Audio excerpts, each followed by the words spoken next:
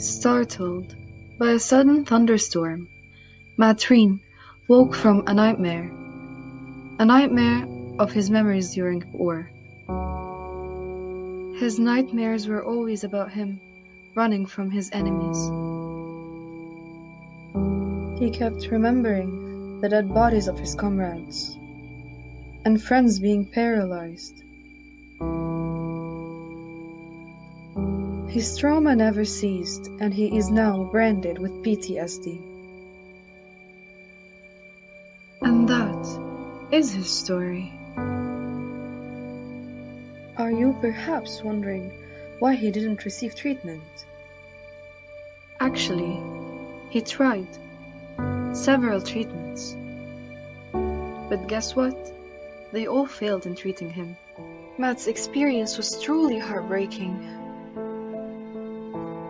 Those are torturous events that lead to a road of relentless pain and can cause anyone to suffer from PTSD or any other mental issue. However, after every storm comes a rainbow of hope. This hope is the technology of virtual reality that can be the rainbow of people suffering from PTSD. Virtual reality, or VR, is a simulated experience that can be similar to or completely different from the real world. VR technology has one purpose: to simulate settings and environments realistically enough to fool the human brain into accepting them as reality. And that all begins by understanding how our brains interpret the things we see to develop a mental picture of the world around us. VR designers can use those conventional rules to create virtual environments that conform to our mental expectations of reality. When they do, the result is a seamless experience that our brains interpret as real. When looking at a screen like our TV or phone, our brains read this as a flat image. If an object on the screen gets bigger or smaller, or the person on TV moves towards the screen, you do not feel the need to step back or get out of the way. And finally, VR's usage is no longer only limited to entertainment and education. Its horizon is now broadened to medical applications too. The medical applications of VR include the treatment of PTSD by virtual reality exposure therapy, for short, VRET. VRET is being examined as another way to help people recover from PTSD. It is a type of exposure therapy that has increasingly been used to treat a variety of anxiety disorders, including specific phobias. But hold on, before learning how VRET treats PTSD symptoms, let's briefly know what an exposure therapy is. Exposure therapy is a treatment pioneered in the 1950s that seeks to relive a sufferer's trauma in a controlled, often imaginary environment. The idea is to take a patient back to the memory of their trauma over and over again until their triggers no longer produce an anxiety. Psychiatrists call this process habituation. Through repetition, the memory is slowly robbed of its power. Exposure therapy actually targets behaviors that people engage in, mostly like avoidance, in response to situations or thoughts and memories that are viewed as frightening or anxiety-provoking.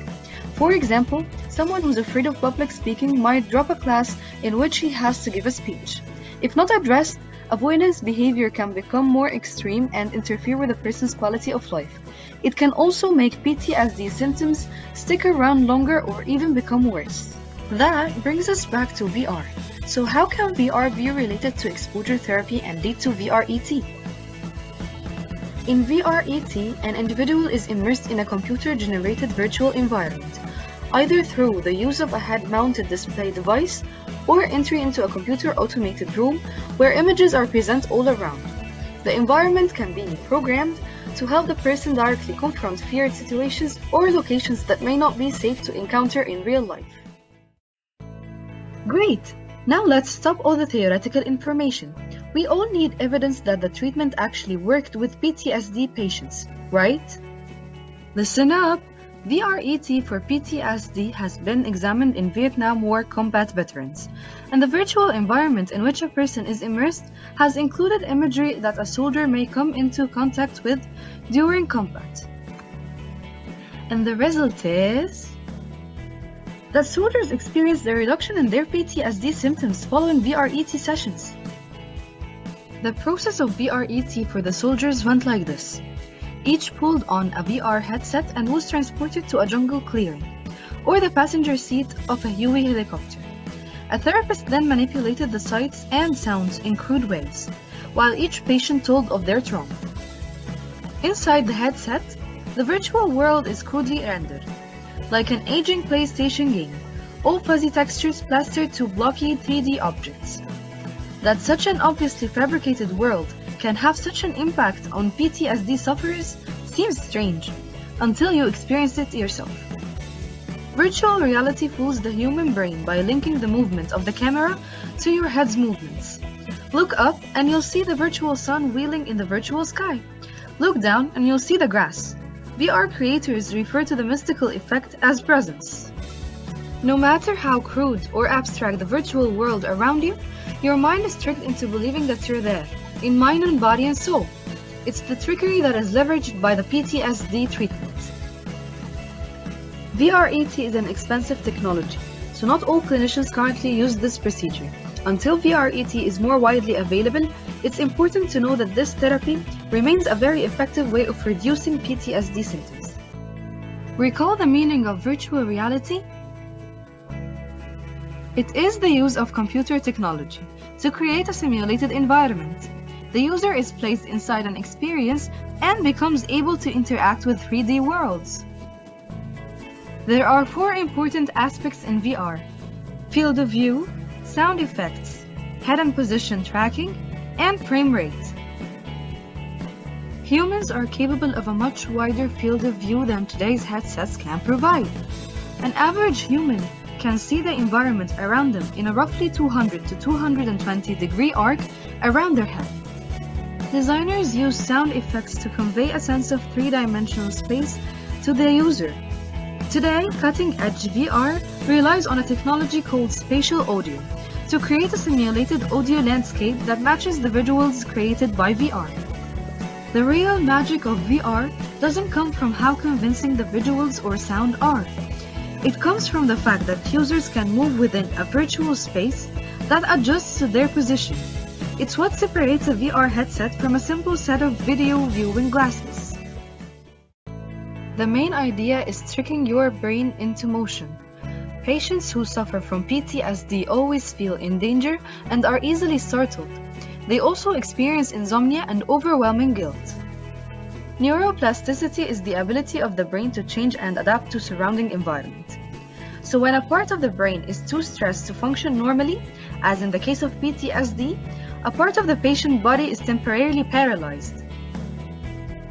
VR can help us use neuroplasticity to rewire the brain using the functioning parts, and reinstall the connection between your brain and your motion, enhancing a mechanism to give them back their mobility. It's like a Wi-Fi connection. Our brain and body become very weakly connected, and we just need to strengthen this connection.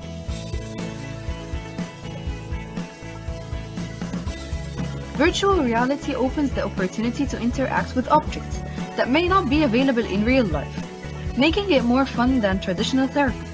And while traditional therapy is once or twice a month, VRET could be more frequent.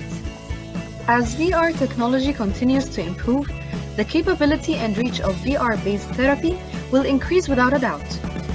This could well change the landscape of future psychological treatments, potentially making treatment both more accessible and more effective.